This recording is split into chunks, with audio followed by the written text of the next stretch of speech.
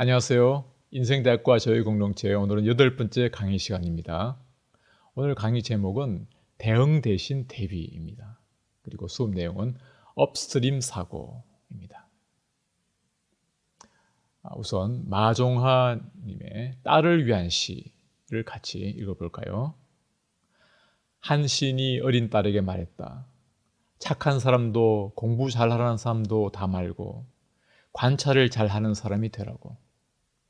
겨울 창가의 양파는 어떻게 뿌리를 내리며 사람은 언제 웃고 언제 우는지를 오늘은 학교에 가서 도시락을 안 사온 아이가 누구인가를 살펴서 함께 나누어 먹으라고. 네. 자세히 본다는 것은 곧 주의 깊게 관심을 갖는다는 것이겠죠. 세상을 선하게 바꾸고 사회를 아름답게 만드는 힘이 있다면 다른 무엇보다도 살핌과 배려가 아닐까 싶습니다. 자세히 본다는 것은 곧 주의 깊게 관심을 갖는다는 말입니다. 사람의 마음에 눈이 있다면 사물이든 현상이든 심지어 형태가 없는 것까지도 볼 능력이 있을 것입니다. 그리고 그것은 따뜻한 기운을 품은 것이죠. 그래서 사랑이란 말과 가장 밀접히 연결될 것입니다. 윌리엄 헨리 데이비스라는 시인의 여유란 제목의 시에서 시는 이렇게 얘기했습니다. 이것이 무슨 인생인가? 근심으로 가득 차 잠시 멈춰서 바라볼 시간조차 없다면, 숲을 지나면서 숲을 속에 도토리를 숨기는 작은 다람쥐들을 바라볼 시간이 없다면, 대낮에도 마치 밤하늘처럼 반짝이는 별들을 가득 품은 시냇물을 바라볼 시간이 없다면, 얼마나 가여운 인생인가. 근심으로 가득 차 잠시 멈춰서 바라볼 시간조차 없다면. 에베소서 5장 15절 말씀 같이 읽겠습니다. 여러분은 어떻게 살아가야 할지를 살피십시오. 지혜롭지 못한 사람처럼 살지 말고 지혜로운 사람답게 살아야 합니다. 친구 두 사람이 함께 강가에서 소풍을 즐기고 있었습니다. 근데 갑자기 강 쪽에서 다급하게 외치는 소리가 들립니다. 보니 어린아이 하나가 물에 빠진 것입니다. 두 사람 다 곧장 물에 뛰어들어 아이를 구해 강가로 데리고 나왔습니다. 그런데 숨 돌릴 틈도 없이 또 다른 아이가 도움을 요청하는 소리가 들립니다. 두 친구는 아이를 구하려고 다시 강물에 뛰어들었습니다. 근데 그게 끝이 아닙니다. 물속에서 허우적대는 아이가 보이고 또 보이고 계속 보이는 겁니다. 두 사람의 힘으로는 다 구하기가 벅찰 정도였습니다. 그때 갑자기 한 친구가 다른 친구를 두고 물 밖으로 나갑니다. 친구가 묻습니다. 어딜 가는 거야? 그때 그 친구는 상류로 가서 아이들을 물속에 던져 넣는 놈을 잡으려고 이렇게 대답했답니다. 상류가 바로 업스트림이죠. 업스트림이란 문제가 발생하지 않도록 미리 막는 것을 뜻합니다. 반면에 다운스트림은 문제가 발생한 뒤에 대응하는 것을 뜻하죠. 그래서 오늘 제목은 대응 대신 대비인데, 여기서 대응은 이미 발생한 문제에 대한 해결이고, 대비는 문제가 발생하지 않도록 미리 방지하는 의미로 썼습니다. 위 예화의 친구처럼 우리는 누구나 뒤늦게 문제에 대응하기보다 미리 예방하는 세계에 살고 싶을 것입니다. 사람들은 대부분 소 잃고 외양간 고치기보다 소 잃기 전에 외양간 고치는 게 더 낫다고 생각하죠. 하지만 우리 행동은 그렇지 않습니다.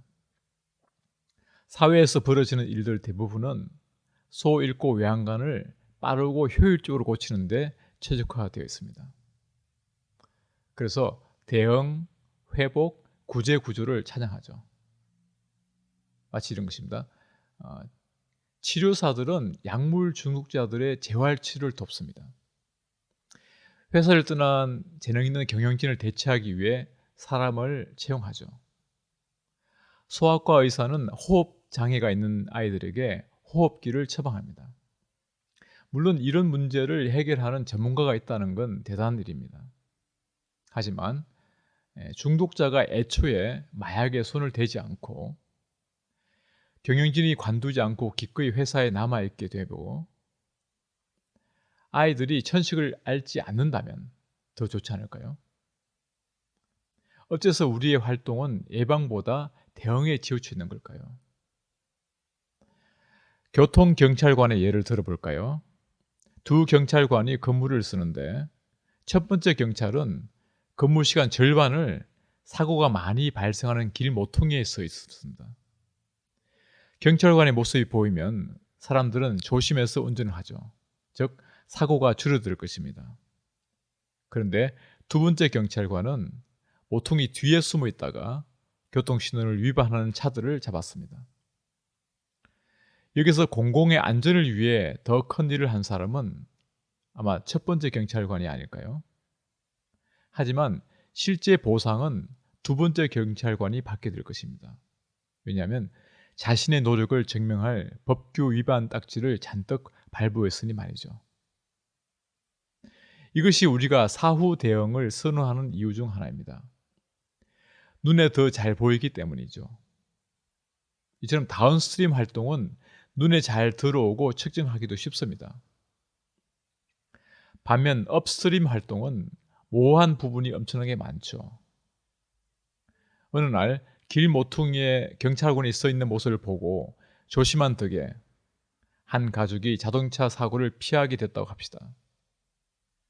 하지만 그 가족은 자기들이 어떤 상황을 모면했는지 모릅니다. 그리고 경찰관 입장에서도 일어나지 않은 일을 어떻게 증명할 수 있겠습니까? 그럼에도 불구하고 업스트림 활동은 너무도 중요합니다. 문제가 발생하기 전에 선제적으로 대응하거나 그 문제로 인한 피해를 체계적으로 줄이는 것이기 때문입니다. 범죄 해결에는 경찰 신고가 최고가 아닐 것입니다. 도둑이 들기 수십 년 전에 사건을 막는 게 가능하기 때문이죠. 업스트림 사고를 활용하면요. 심리학자이자 아동 발달 전문가 리처드 트렘블레이는 범죄자의 공격적인 행동을 막기에 가장 좋은 시기는 그가 아직 어머니 뱃속에 있을 때라고 주장합니다. 트렘블레이는 아이의 만성적인 공격성을 애견할 수 있는 위험 요소들 중 산모와 관련된 것으로 애정 부족, 흡연, 영양실조, 분노, 우울증, 결혼 관계에서의 불화, 낮은 교육 수준, 청소년 임신 등을 지적합니다. 트렘블레이는 네이처와의 인터뷰에서 다음과 같이 말했습니다. 주로 남성에게 많이 나타나는 공격성 문제를 해결하려면 여성에게 초점을 맞춰야 합니다. 여성의 생활을 향상시키면 그것이 다음 세대로 전해질 것입니다.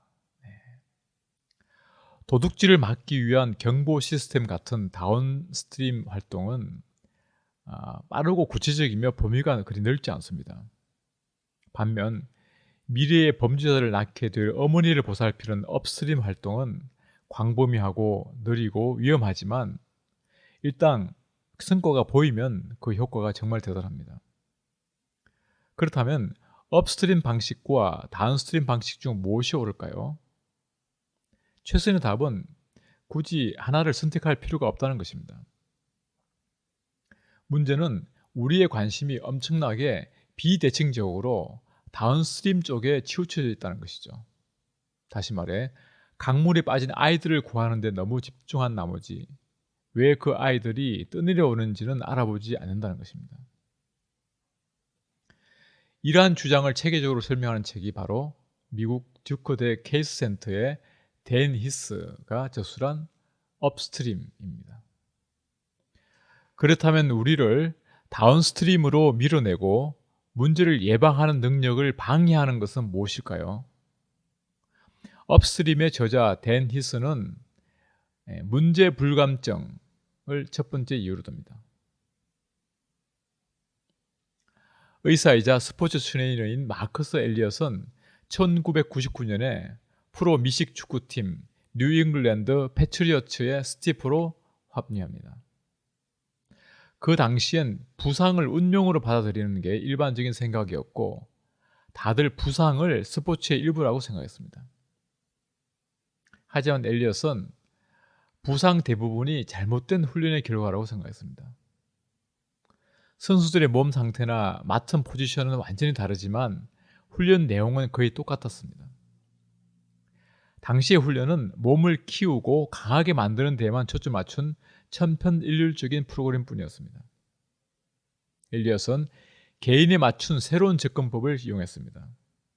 그는 선수들을 한 명씩 꼼꼼히 살펴서 그들의 힘을 테스트하고 전력으로 달릴 때의 메커니즘을 관찰해서 근육의 불균형한 부분을 찾아냈습니다. 그런 뒤 부상 위험이 높은 그룹에 속한 선수들은 비시즌에 적극적인 훈련을 통해 근육에서 발견한 위험 징후를 바로잡았습니다. 결과는 어땠을까요? 그 전 시즌의 패트리어트 선수들은 햄스트링 부상을 22번 당했는데 엘리엇의 프로그램을 도입한 이후로 그 횟수가 3번으로 급감했습니다. 그로부터 20년이 지나면서 엘리엇이 사용한 데이터 중심의 선수 맞춤형 접근법은 훨씬 더 보편화되게 되었죠.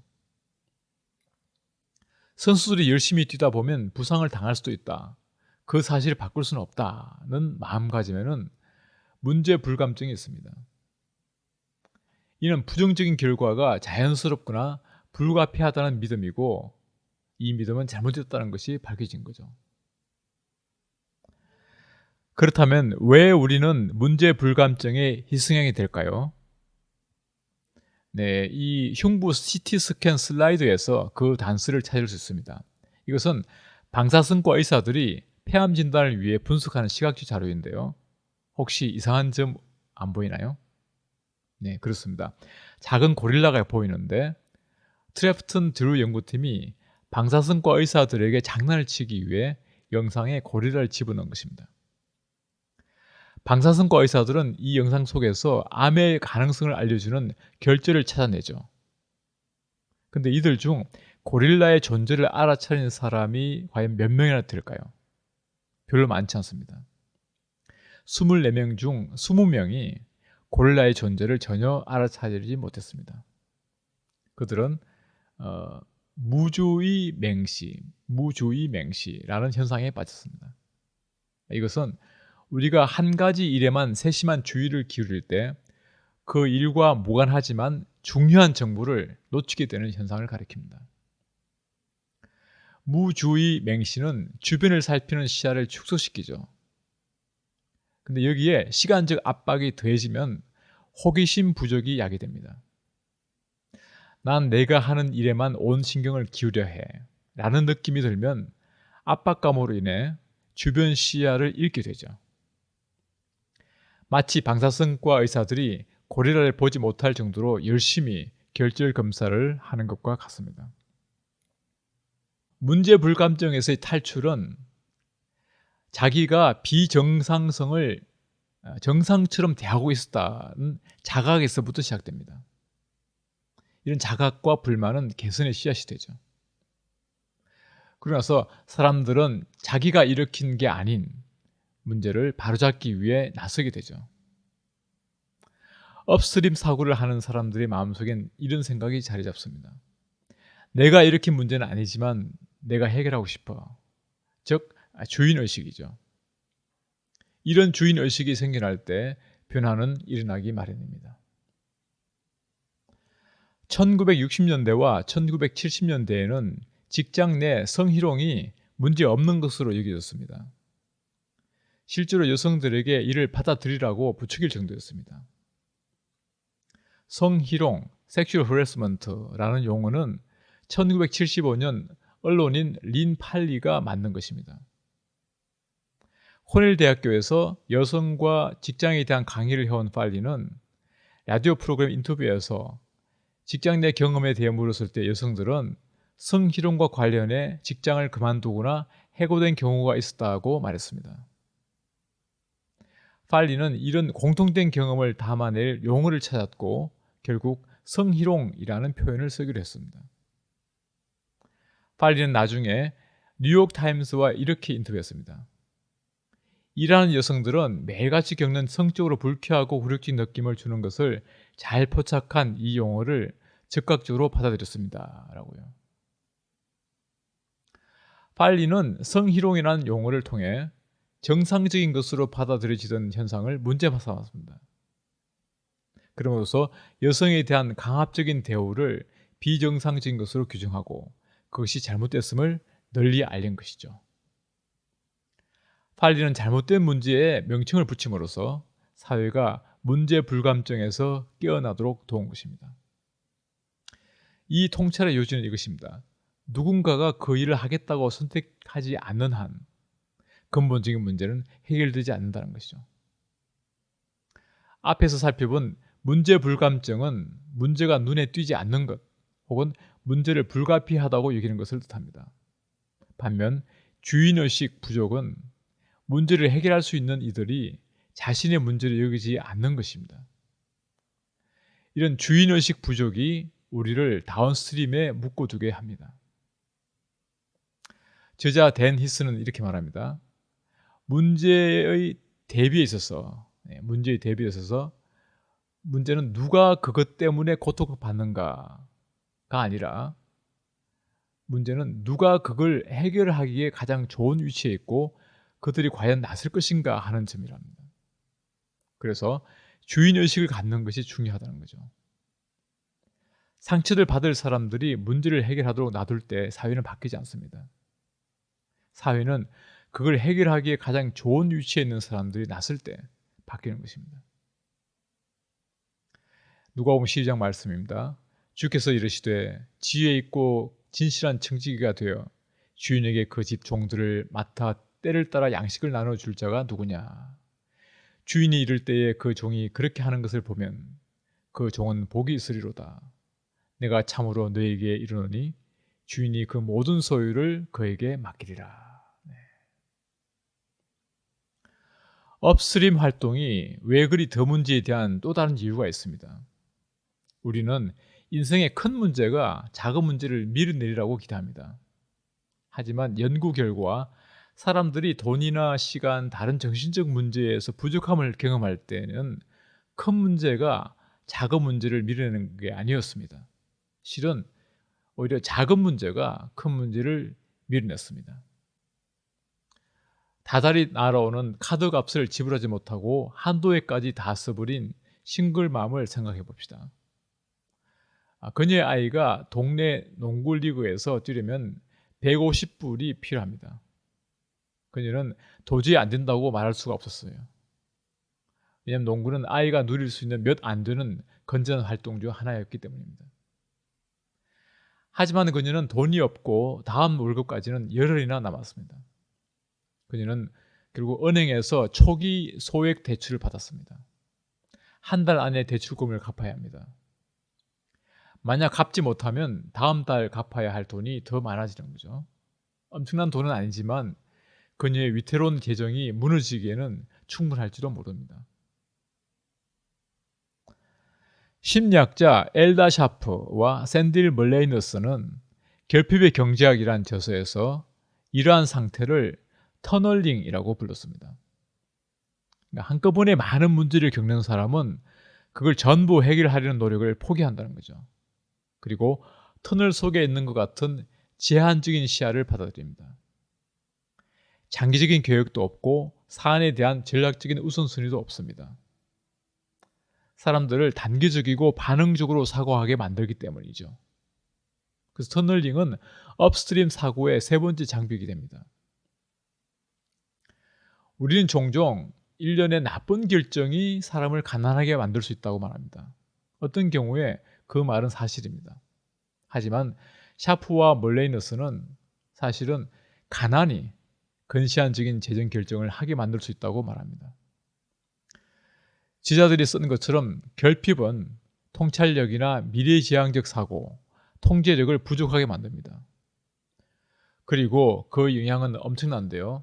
예를 들어 가난은 잠을 자지 않고 하룻밤을 꼴딱 새는 것보다 사람의 인지 능력을 더 떨어뜨린답니다.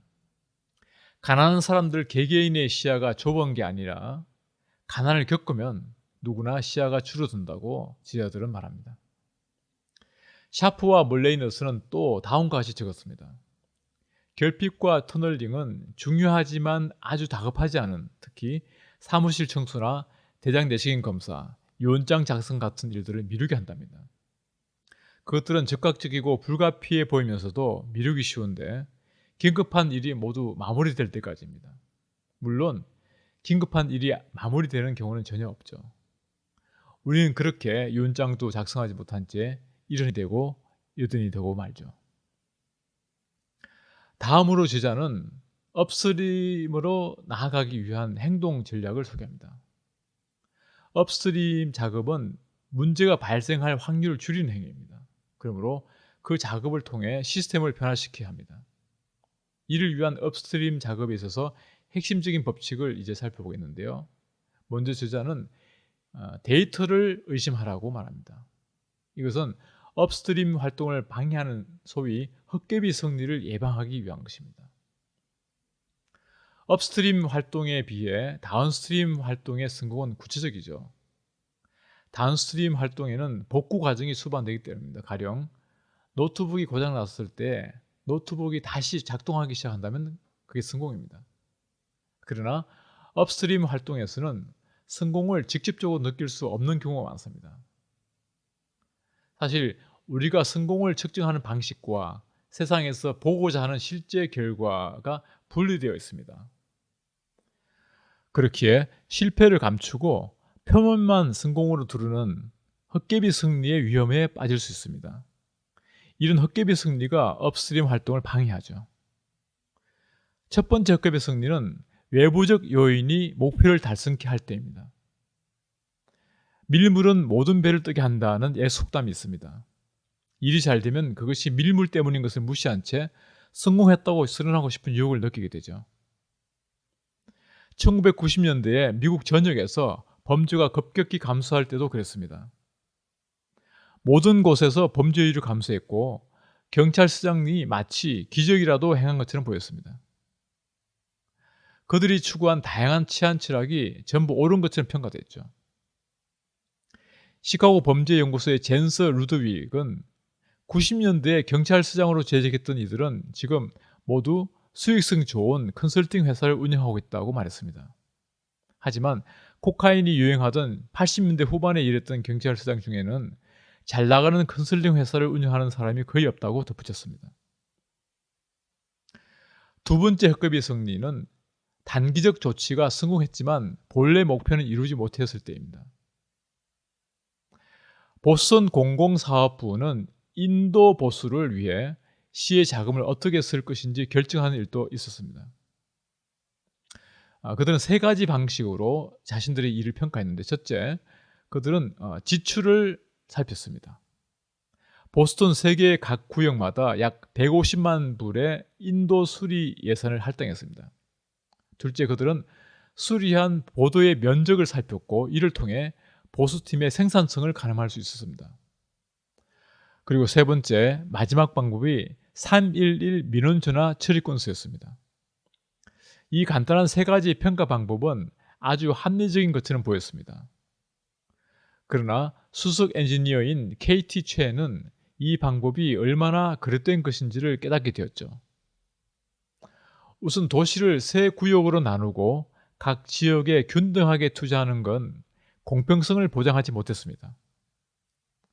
각 지역에 배분된 돈은 결국 311로 전화를 걸어 불평하는 사람들을 기준으로 사용됐기 때문이죠. 하지만 자세히 검토해보니 세 구역 모두에서 부유한 이들이 사는 곳에 불균형하게 돈이 쓰인 걸 알게 됐습니다. 안타깝게도 저소득층은 지금까지 인생 경험을 통해 시가 자신들에게 투자하는 데 관심이 없다고 여기게 됐던 것입니다.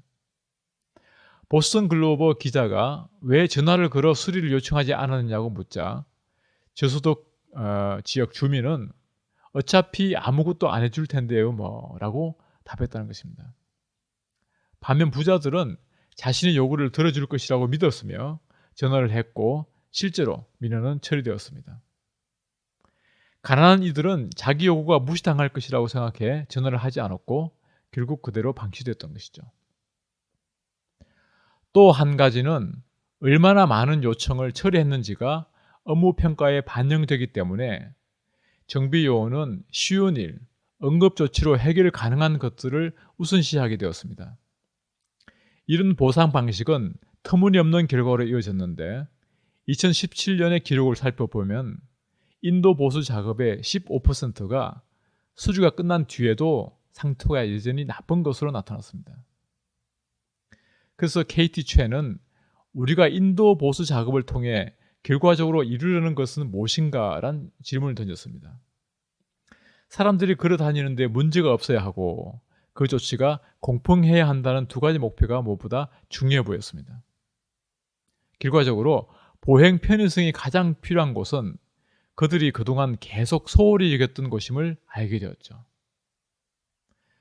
이제는 수리 예산 대부분이 큰 변화를 가져올 수 있는 지역에 전략적이고 적극적으로 투입되고 있습니다.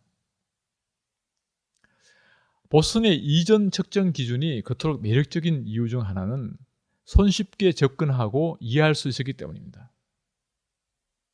심리학자 데니얼 카너만은 그에 있어서 생각에 관한 생각에서 우리 뇌는 복잡한 문제에 직면할 때 종종 어려운 질문을 쉬운 질문으로 바꾼다고 썼습니다. 어려운 문제에 직면하면 그보다 쉬운 부분에 답을 하곤 하는데 이때 자기가 어려운 문제를 쉬운 것으로 대체했다는 사실은 알아차리지 못한답니다. 보스턴의 담당자들이 쉽게 대답할 수 있는 질문은 면적당 얼마를 지출하고 있는가, 우리는 시민들의 불만을 해소하고 있는가, 보도를 몇 평방미터나 수리하고 있는가 같은 것들이었습니다. 당면한 과제와 사안 해결에 적합한 질문이 아닙니다. 하지만 대답하기에는 쉬웠던 것이죠. 그리고 세 번째 헛개비 승리는 단기적인 목표가 오히려 최종 목표를 방해할 때입니다.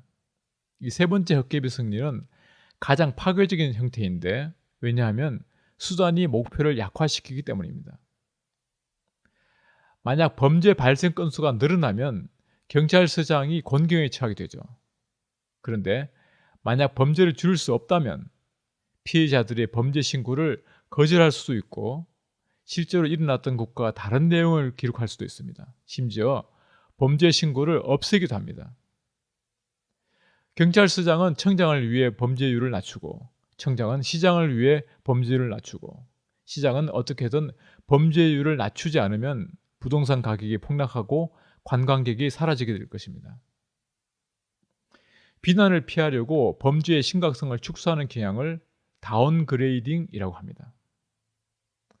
사람들이 일정한 숫자를 달성하는 것에 보상을 받고 실패 시 벌을 받게 된다면 그들은 부정행위를 할 것입니다.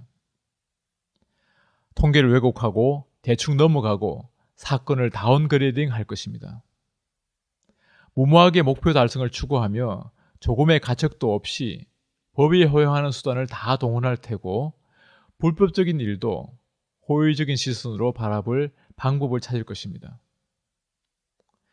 한 고등학교 교장이 자퇴율을 낮추려고 열심히 노력하고 있다고 상상해 봅시다. 자퇴율을 낮추는 올바른 방법은 뭘까요? 아이들을 계속 수업에 참여시키고 성과를 주의 깊게 관찰하며 끈질기게 지원해야 합니다. 하지만 그건 쉬운 일이 아니죠. 그렇다면 다른 방법은 뭘까요? 교장이 교사들에게 절대 F를 주지 말라고 하면 됩니다. 학생들이 뭘 배우는지는 크게 신경 쓰지 않는 거죠. 학교에 출석하기 위해 최소한의 노력이라도 하는 학생은 모두 시험에 합격하고 진급하고 졸업합니다. 헛개비 승리죠. 따라서 인텔의 전 CEO인 앤디 그로버가 이중 측정법이라고 부른 방법을 이용할 수 있습니다. 그로버는 수량을 중심으로 기준을 정하면 품질이 떨어지는 경우가 많다고 지적했습니다. 청소를 맡은 직원들에게 청소한 면적에 따라 급여를 지급하거나 처리한 문서 양을 바탕으로 데이터 입력팀을 평가한다면 그들은 청소를 제대로 하지 않거나 데이터 입력 중 발생하는 오류를 무시하고픈 마음이 들게 됩니다. 그러분은 양적 측정 기준과 질적 측정 기준의 균형을 확실히 맞췄습니다. 청소의 질을 확인하고 데이터 입력 오류 개수를 세서 기록하는 식으로 말이죠. 시편 112편 4절 말씀입니다. 정직한 사람에게는 어둠 속에서도 빛이 비칠 것이다. 그는 은혜로우며 긍휼이 많으며 의로운 사람이다. 주님, 누가 주님의 장막에서 살 수 있겠습니까? 누가 주님의 거룩한 산에 머무를 수 있겠습니까? 깨끗한 삶을 사는 사람, 정의를 실천하는 사람, 마음으로 진실을 말하는 사람입니다. 이러한 사람은 영원히 흔들리지 않을 것입니다. 다음으로 저자는 업스트림으로 나아가기 위한 행동 전략으로 부작용 방지에 관해 설명합니다. 왜냐하면 시스템은 복잡하고 업스트림 개입은 시스템에 복잡한 영향을 미치기 때문입니다. 그렇게 우리가 하는 활동의 반응과 결과를 예상해야 합니다. 세상을 더 좋은 곳으로 만들려고 노력하다가 피해를 끼칠 수 있기 때문입니다. 그래서 생물 물리학자 겸 시스템 이론가 도넬라 메도스는 시스템에 대해 생각할 때는 애초에 그 시스템에 집중하게 만든 문제뿐만 아니라 시스템 전체를 바라보기에 좋은 위치에서 시간을 보내야 한다고 말했습니다. 또 메도스는 단기적으로 전체 이익을 위한 변화가 시스템 일부의 이익에 반하는 걸 알아야 한다고도 썼습니다. 2009년 7월 구글에서 일하는 한 젊은 엔지니어가 뉴욕 센트럴파크를 지나던 중 갑작스레 떨어진 참나무 가지에 머리를 부딪혀 뇌를 다치고 전신이 마비되는 사고가 발생했습니다. 이 일은 비극적이면서도 우발적인 사고처럼 보였습니다. 그런데 소송 처리를 위해 시에서 지불한 보상금을 분석하던 중 떨어진 나뭇가지로 인한 보상금 합의 사건이 의외로 많다는 걸 알게 됐습니다. 추가 조사를 진행했고 돈을 절약하기 위해 예년에 뉴욕시 가지치기 예산이 삭감됐다는 걸 알아냈습니다. 유지보수 분야에서 절약했다고 생각한 돈을 전부 소송 배상액으로 지불하고 있었던 거죠. 가지치기 예산을 줄이면 나무 가지가 떨어져서 다친 무고한 사람들에게 보상금을 지급하게 될 수도 있습니다. 그러나 관계자들은 이 연결고리를 보지 못했던 거죠. 업스트림 활동을 계획할 때는 자신의 업무 범위 바깥을 봐야 합니다. 렌즈를 줌아웃하고 좌우를 살펴야 합니다. 지금 진행 중인 활동의 2차 효과는 무엇인가? 만약 특정 요소를 제거한다면 그 공백을 무엇으로 메울 것인가? 특정한 문제에 시간과 에너지를 더 투자할 경우 결과적으로 관심이 줄어드는 부분은 어디이고 그런 무관심은 시스템 전체에 어떤 영향을 미치는가 등등입니다. 이처럼 2차적인 결과를 예상하지 못하면 지향이 발생할 수 있습니다. 코브라 효과에 얽힌 일화가 잘 말해줍니다. 코브라 효과는 어떤 문제를 해결하려고 시도한 방법이 문제를 더 악화시키는 걸 뜻하죠. 이는 영국이 인도를 지배하던 시절 영국의 어느 행정관이 델리에 코브라가 창궐하는 걸 우려했던 사건에서 유래했습니다. 그는 이 문제를 해결하기 위해 보상책을 사용하겠다고 생각하고 코브라의 현상금을 걸었습니다. 죽은 코브라를 가져오면 돈을 주겠다는 것이죠. 그는 이걸로 문제를 해결할 수 있을 거라 기대했습니다. 하지만 델리 사람들 적어도 그중 일부는 현상금을 타기 위해 아예 코브라를 키우기 시작했습니다. 그러자 행정부에는 갑자기 너무나도 많은 코브라 가죽이 쌓여갔습니다. 그들은 결국 그 계획을 철회했습니다. 그러자 코브라를 키우던 농부들이 코브라를 팔 기회가 사라지자 어떻게 했을까요? 네, 그냥 풀어주고 말았습니다. 코브라 수를 줄이려던 노력 때문에 오히려 코브라가 더 늘어난 것이죠. 따라서 저자는 실험이 성공하려면 신속하고 믿을 수 있는 피드백이 필요하다고 말합니다. 내비게이션을 생각해 보시죠. 우리가 어떤 장소로 운전해 갈 때 내비게이션을 통해 우리 자신의 위치에 대한 끊임없는 피드백을 받습니다. 우리가 나침반 바늘이나 구글 맵의 파란 점을 따라가는 것은 그래서입니다. 물론 우리가 예측할 수 있고 예측해야만 하는 경우도 분명히 있지만 모든 걸 예측할 수는 없습니다. 따라서 자기가 하는 일의 결과를 잘못 판단하는 일은 불가피한 것이죠. 그런데 만약 피드백을 받지 못한다면 자기가 어떻게 틀리는지를 알지 못하고 진로도 바꿀 수 없을 것입니다. 시편 25편 4절에서 5절 말씀입니다. 주님, 주님의 길을 나에게 보여주시고 내가 마땅히 가야 할 그 길을 가르쳐 주십시오. 주님은 내 구원의 하나님이시니 주님의 진리로 나를 지도하시고 가르쳐 주십시오. 나는 종일 주님만을 기다립니다. 네, 끝으로 업스트림 사고방식의 예를 소개해 드립니다. 트리샤 디알의 남편 저스틴은 2005년에 해병대 특수작전 임무를 맡아 이라크로 파병되었습니다. 이들 부부에게는 3살 된 엘레나 그레이스와 8달 된 엘리사 페이스라는 두 딸이 있었습니다. 저스틴은 떠나기 전에 아내에게 이렇게 말했습니다. 그곳에 가는 건 두렵지 않아. 다만 내가 돌아왔을 때 아이들이 내가 누군지 모를까봐 그게 두려워라고요. 몇 주 후 두 딸 모두 바이러스에 감염돼 병원에 입원하게 되었습니다. 엘레나 그레이스는 상태가 엉망이었습니다. 바이러스 때문에 신체적으로도 힘들었고 아빠가 곁에 없는 걸 무척이나 슬퍼했습니다. 엄마 디알이 딸에게 남편의 사진을 줬지만 계속 만지작거리는 바람에 사진은 곧 허물거렸습니다.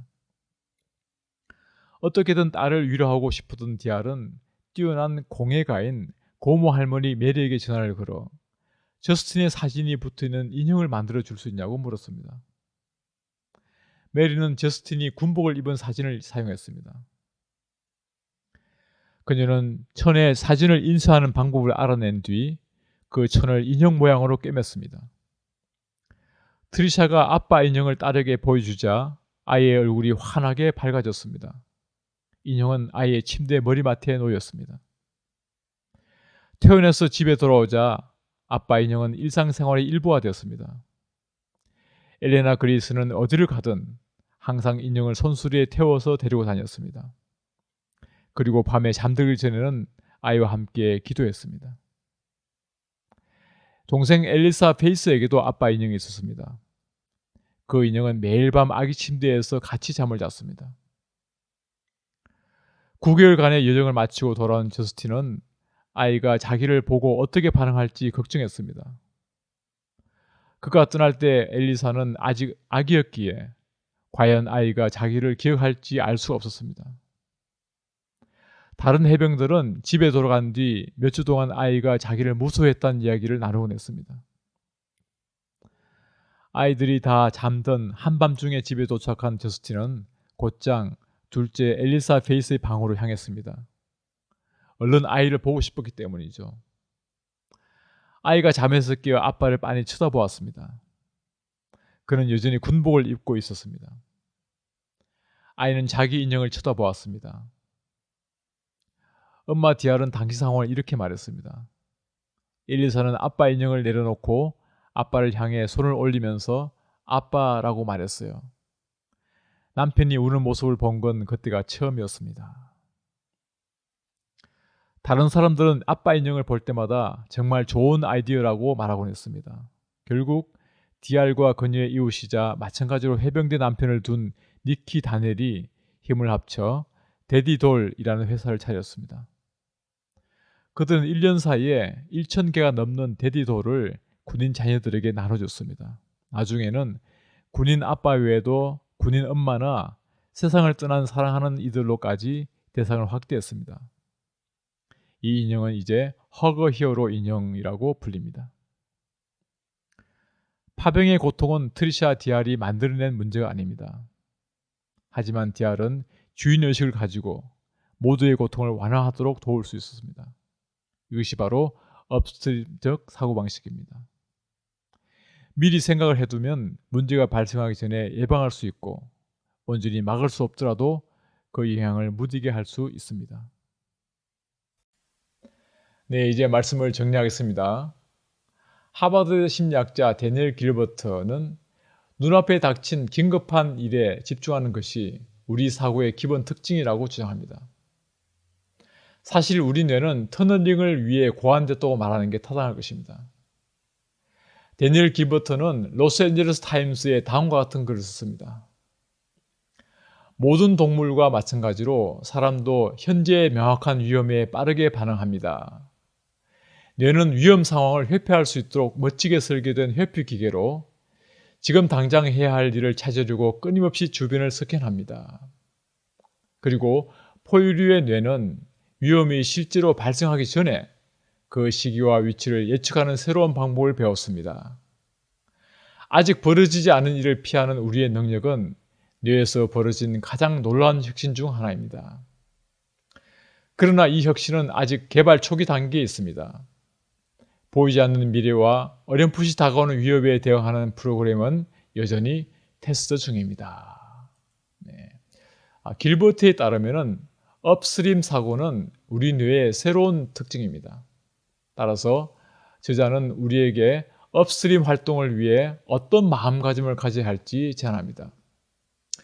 우선 무엇이든 즉시 행동으로 옮기되 결과는 오래 참고 인내하라고 말합니다. 조금씩 천천히 시간을 두고 개선되는 게 업스트림 활동으로 승리하는 방법입니다. 또한 크고 중요한 일도 작은 일에서부터 시작한다는 점을 기억하라고 말합니다. 성경 역시 비슷한 점을 우리에게 교훈합니다. 바디메오라는 눈먼 구걸하는 이가 예수님께 나왔을 때 예수님은 그에게 이렇게 이르셨습니다. 가라, 내 믿음이 너를 구원하였느니라 하시니 그가 곧 보게 되어 예수를 길에서 따르니라. 대개 사람들은 일이 잘 되리라고 확신하기 전에는 한 걸음도 떼지 않으려 합니다. 그렇게 많은 사람들이 안전장치를 마련하느라 자신의 삶과 기회를 놓칩니다. 하지만 바디메오는 정반대로 행동한 결과 잃었던 자신의 삶을 되찾게 되었습니다. 그리고 성경은 우리가 업스트림 활동을 하도록 계속해서 고민합니다. 선한 일을 여러분 가운데 시작하신 분께서 그리스도 예수의 날까지 그 일을 완성하시리라고 나는 확신합니다. 선한 일을 하다가 낙심하지 맙시다. 지쳐서 넘어지지 아니하면 때가 이를 때에 거두게 될 것입니다. 그러므로 기회가 있는 동안에 모든 사람에게 선한 일을 합시다. 네, 이것으로 강의를 마칩니다. 수고하셨습니다.